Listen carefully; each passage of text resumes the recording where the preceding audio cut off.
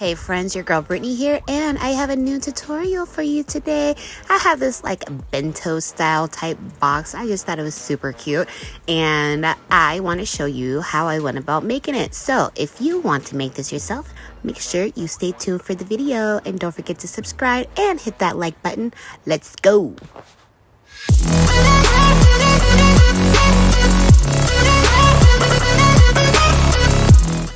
Alright friends, let's get started. So I have my chipboard pieces. Now this is cut directly from an 8.5 by 11 piece of chipboard.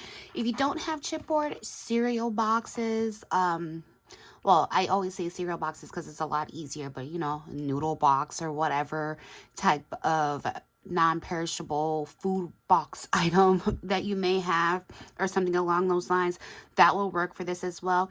Or otherwise, you can still use 110-pound weight cardstock. I just suggest that you just kind of watch your embellishing and watch the kind of adhesive that you're using, because you don't want your stuff to cave in. So I am using chipboard for this, and then I have two pieces of 8.5 by 11 cardstock, and I already have tape on one side of it. I am going to join these two pieces together so then we can go ahead and adhere our chipboard to it. So now I have my pieces together. I am going to then add my chipboard. Now what I always like to do is I like to, the portion that's going to be my spine, always like that to be on the part where the two pieces of cardstock join together. And but I want to make sure it's lined up with the part that's going to be on the outside, because of course we overlapped it. So I want to make sure it's in the middle of this piece and not so much of this joining piece. So I'm going to line it up roughly about here, and I always like to get my spine down first, because then that at least lets me know how much room I have to add my base pieces. And if you ever done mini albums, or if you've done chipboard style embellishment boxes or embellishment books, I mean, this will be applied the same exact way when we are going to fold in the sides and put it all together. But of course, if you are new here to my channel, or if you are just new to crafting in general, I will go over this step with you. I'm not going to fast forward it or delete it or anything. So I'm going to figure out my spot again, and I'm going to go ahead and apply my spine. Now we want to make sure that we avoid cracking when we go ahead to the point of folding our paper over. And so to do that, you want to make sure you leave a good enough size gap. You don't want it to be like all the way out here, because you know that's going to be crazy. So you want to leave a good enough size gap. I sometimes like to add or do roughly like 1/8 of an inch. So in that way, when we go to folding it, after it's all adhered, I don't have to worry about any silly cracking.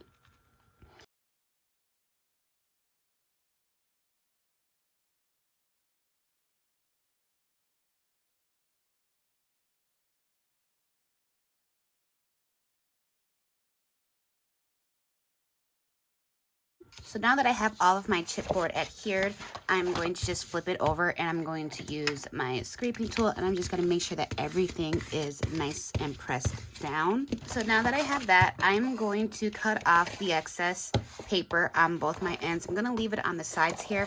You really don't need that much. You want to leave at least about 1 inch, which is a good amount to be folding over.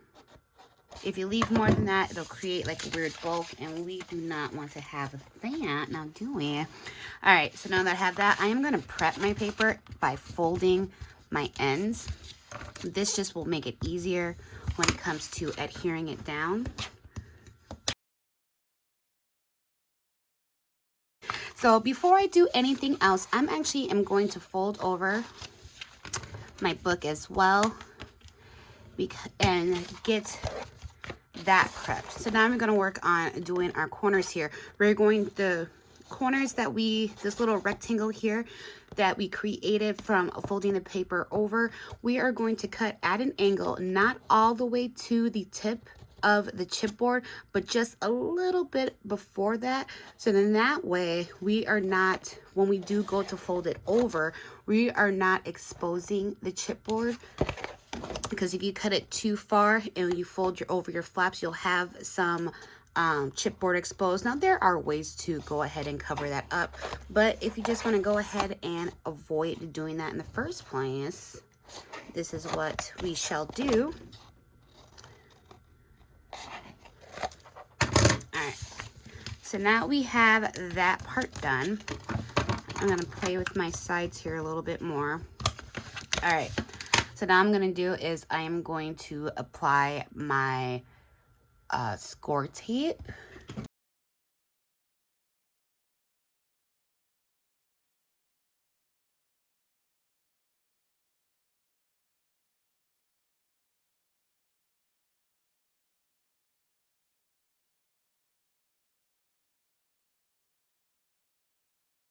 So now I'm going to go over my tape and make sure that everything is adhered, and then I am going to start removing it and placing it down. So again, I like to start off with my longer flaps and then I move over to my shorter flaps. But before I do so, I do also apply glue onto my flaps as well, just to make sure that everything does dry properly. And I always add it to the edge here as well, so then that way it adheres to the chipboard better.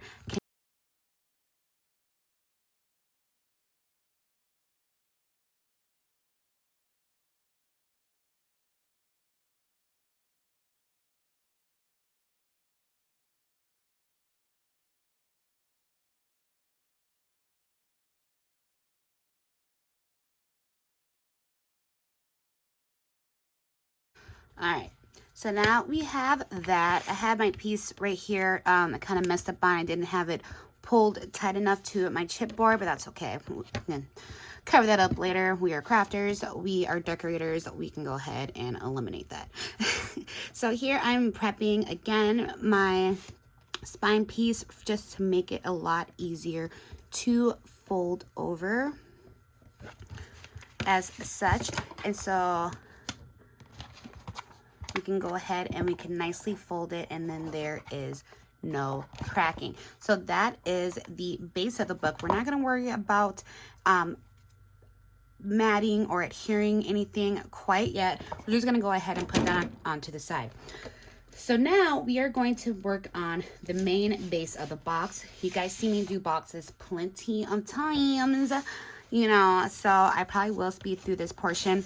But this piece here, this one measures 6 by 10.5, and I scored it at 1 inch on all 4 sides. And then now I'm going to add here my tabs. Now you've seen me do this plenty of times as well, where there are times where I will fold my flaps inside, but you have seen me starting to do it on the outside, and that is to create a cleaner look. I am doing it on the outside this time as well, because I'm not exactly sure if I'm going to mat the inside yet, but I know that the outside of the box, the part that will be exposed while the box is, like the booklet of the box is closed. So I know that I will be matting the outside for sure. I just don't know about the inside yet. So I want to at least know that I have a nice, clean, cohesive look somewhere. You know what I mean? So I have that portion there. Now we're going to put that to the side. So we're not going to think about it for a second. And then we have another box. Now this one is measured 6 by 6.25. But wait, it's slightly, like literally a tish shorter than, or smaller than 6 by 6.25. So when you are looking at your paper trimmer, I couldn't think of it for a second. Not a lot of people know this. Not a lot of people know or understand it. This line, so when you are looking at your line, so we'll look at it from the 3-inch mark. this is your eighth, this is your quarter, and then eighth, this is your half line, eighth, quarter, eighth, right? These lines in between here, these are your 16ths.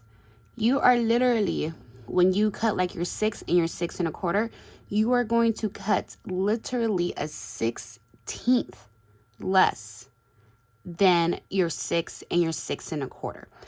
The reason why is because we wanted to fit inside the box, but we don't want too much of a gap. If you cut it at 1/8 of an inch, which a lot of people usually do when it comes to making boxes with lids and stuff like that, there's too much of a gap, and so it's a loose fitting. You want to make sure you are literally cutting just a tish, which would be 1/16 of an inch smaller, because again, it'll fit nicely inside your box, and you are not going to have that gap, because we're trying to make it seem like it's one piece, right? So we don't want to have that gap. And granted, I know my stuff on the rulers and stuff, but I don't exactly know like what part of the 16th that is. So that's why I say cut it at 6 by 6 1/4, but a 16th less, so one line over. Now there are scoreboards out there that don't have the 16th. Weird, right? But now this one I'm gonna do it the same exact way.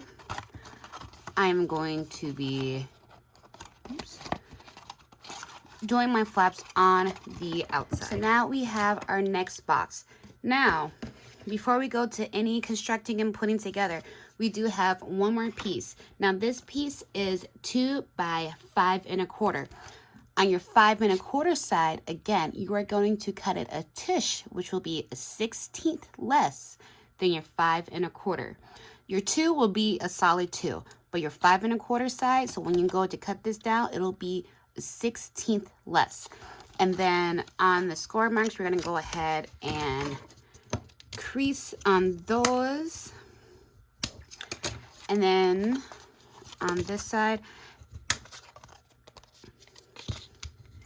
now we have these little 1/2 inch flappies here. What I'm doing is I'm just going to cut on the score line up to its meeting score line, just to release our 1/2 inch flaps. And I'm doing that on both sides. And then once I am done with that, I'm going to use my ATG tape and I am going to glue it together. I'm only adding my tape on the long rectangular part of this piece, not on my 1/2 inch flaps. So then now that is together, I'm going to open up my flaps like so. So then we have this little weird dilly-ma-bobber right here, right? Okay, perf. Now we are going to get to adhering things. All right, so now we have our long box, we have our little box, and then we have our little tabby thing here. So this piece is going to go right on your inside. See how nice it fits? Now you're thinking, oh my gosh, but Brittanee, it still has a little bit of a gap. That's because of you playing and manipulating the paper. Of course, your stuff is not going to be thick and solid. And not to mention, even though this cardstock that I'm using is 110-pound weight, it's still not that heavy. It's not heavy like chipboard where it's going to stay stiff. So anyways, so now what I'm going to do is I'm going to add my glue to this side of the box. Now, if you want your box to be removable, that is perfectly fine. You do you, boo. I am going to keep mine inside of the box where it's not removed. And what I'm going to do is I'm keeping my fingers on this side, right? Because I'm also going to adhere the other sides to the box. That will also make it more, give it more stability to the box as well. And so what I'm going to do is, so this here are my two longer sides. So this side is a 4 1/4, and then this side is your 4 inch. You want to make sure that you add, if you're going to do the same thing, you're going to add your glue to your long sides and your one short side, and then also adding it on the bottom. So I'm going to keep my hands on this one so I know I am not adding glue to this side.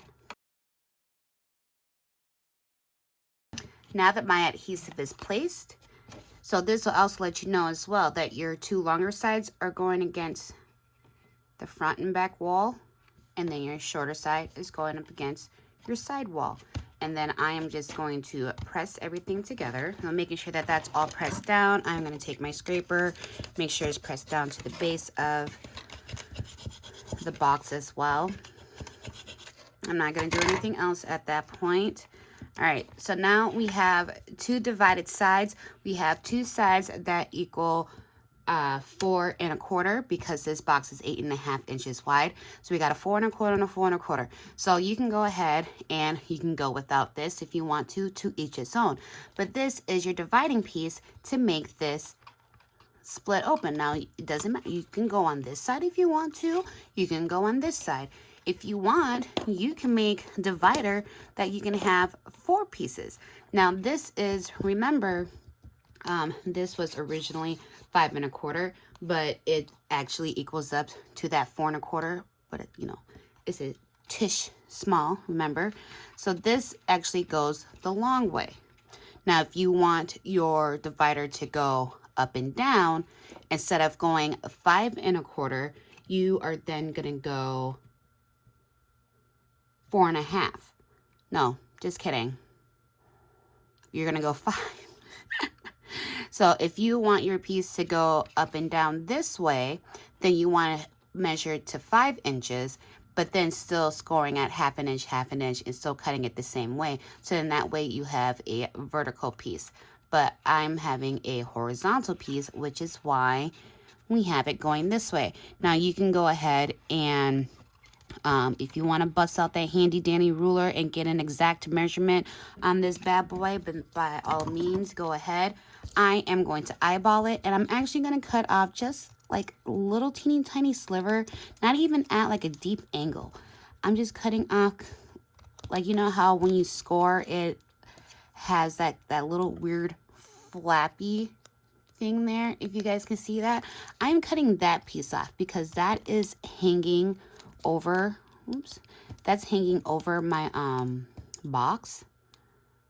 So I'm gonna cut that off before I adhere it, and I'm just going to use my glue. I just refilled my bottle, so like it keeps bubbling up. It just looks like a big white booger.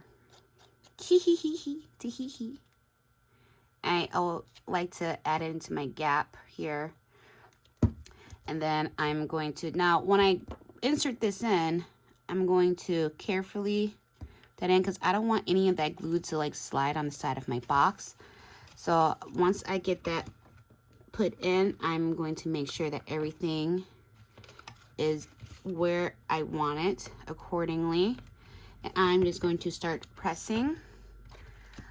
So as I get one side in, I'm gonna clamp, and I'm gonna work and manipulate to make sure that my other side is adhered. But I'm actually just probably gonna clamp that and then work on this side as well.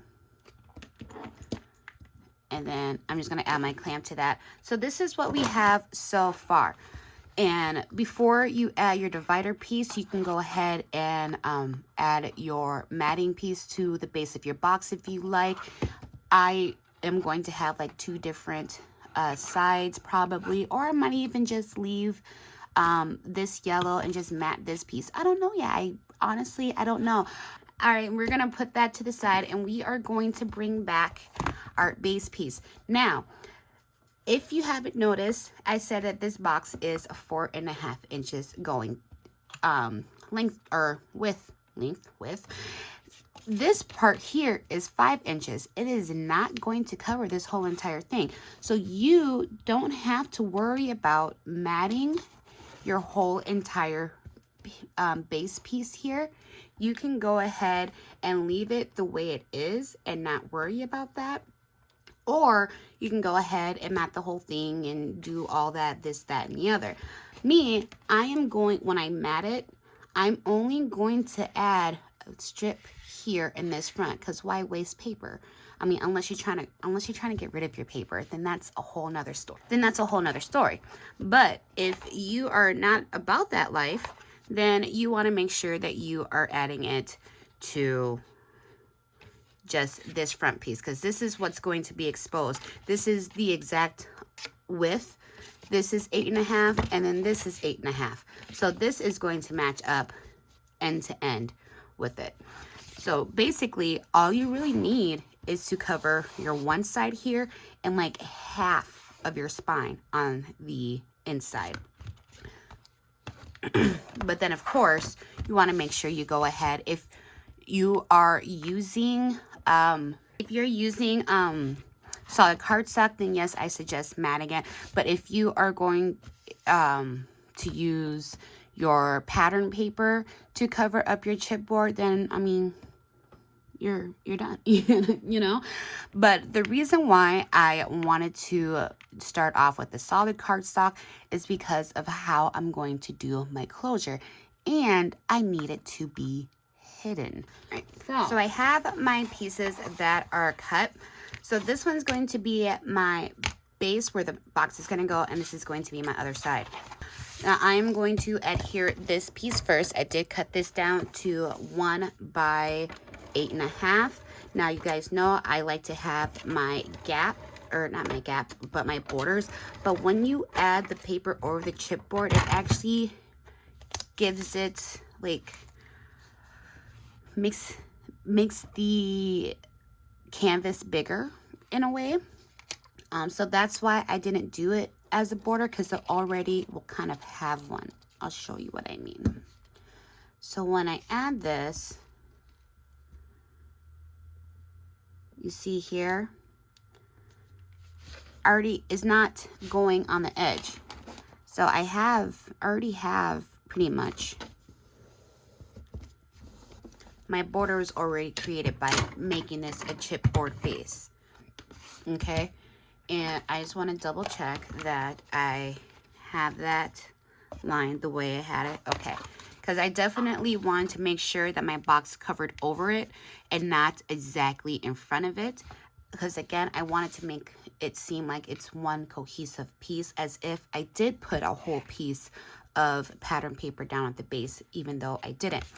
And then I have my next piece here. Now this I cut down to 6 by 8.5 because I don't want it to go all the way to the very end, but I do want it to go mostly, and I wanted to cover up, because it's always better to have too much than not enough. I wanted to make sure that when I added my box to the back of it, that it's not exposed. Again, I didn't want my box to go right up against the edge. I want it to be like one clean look, as if it was one full sheet. And then I'm going to add my ATG. I'm going to apply it again, kind of hitting it where it is close enough to the edge, but not going over the edge. As I fold it down, I'm going to work on that crease again. And I'm playing with it because it still has to flip forward, right? But when you flip it forward, it creates a weird bubble. So I'm trying to avoid all of that. I don't want that. I want it to be nice and clean. So that's what I'm trying to get. I think I got it. All right. So this is what we have so far.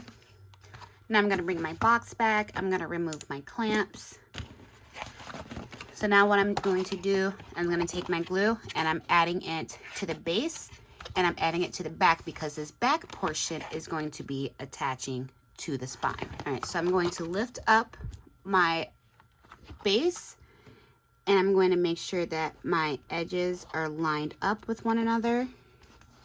And this is why using glue is very important, so you have time to move and maneuver. And then once I get it where I need it to be, I am going to start pressing. So we have that. So when you close your lid, this is what we have so far. Awesome sauce, right?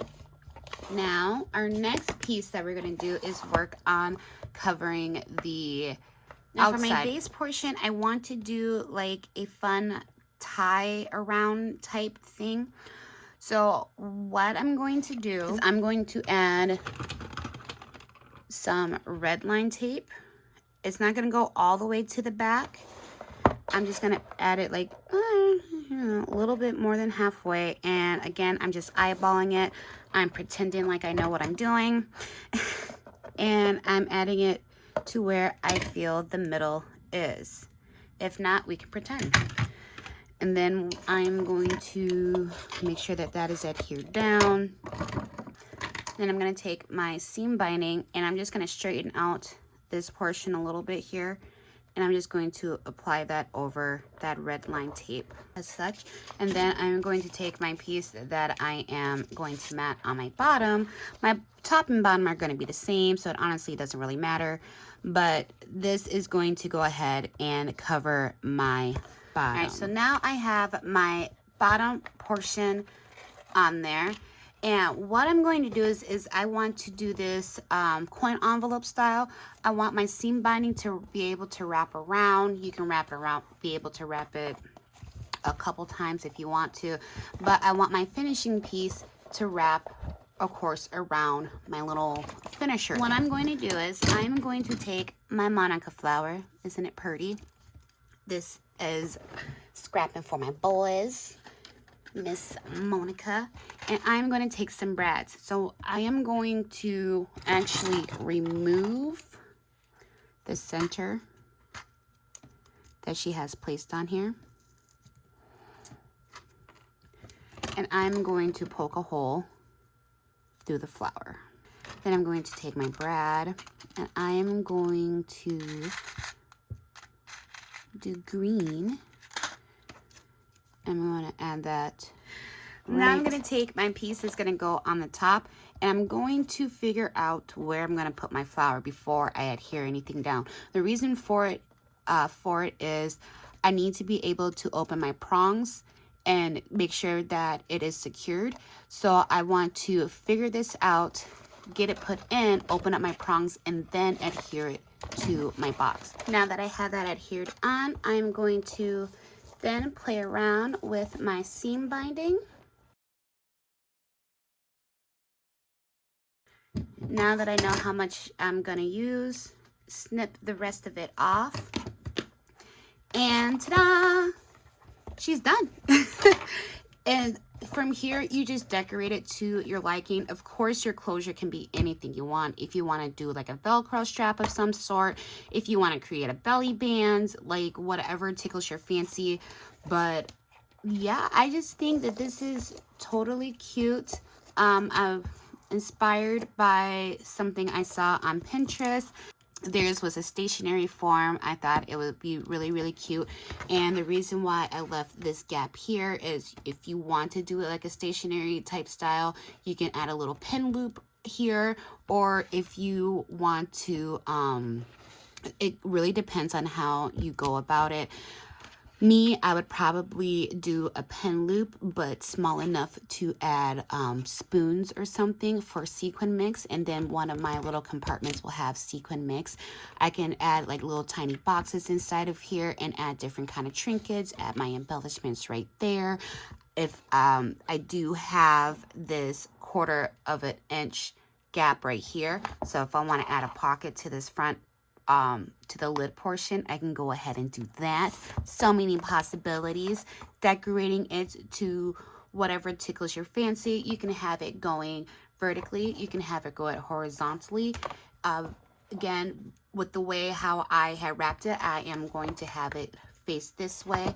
I'm pretty sure with my intro video, you will see how I had it decorated. But yeah, I just think this is super cool. And I feel that it's something fun, quick, and super simple to use, and you can use pretty much everything you already have in your stash to put it together. Again, if you don't have chipboard, you can use your cereal boxes or what have you type packaging, or just go really heavy on your 110-pound weight cardstock to get it to your liking. But I think this turned out super cute, and I hope you guys did as well. If you did enjoy this, please make sure you give this video a big thumbs up, and don't forget to subscribe to your girl if you're not already. I love it when we hang out like this, guys, and I'm glad to be bringing some more fun things to you. It's been a minute, and my juices and flows are finally kind of coming back with getting creative and bringing some things that are new, some new things to you. And I hope you enjoy it. So I love it when we hang out like this. I can't wait for us to do it again, and I'll just see you in the next video. Bye.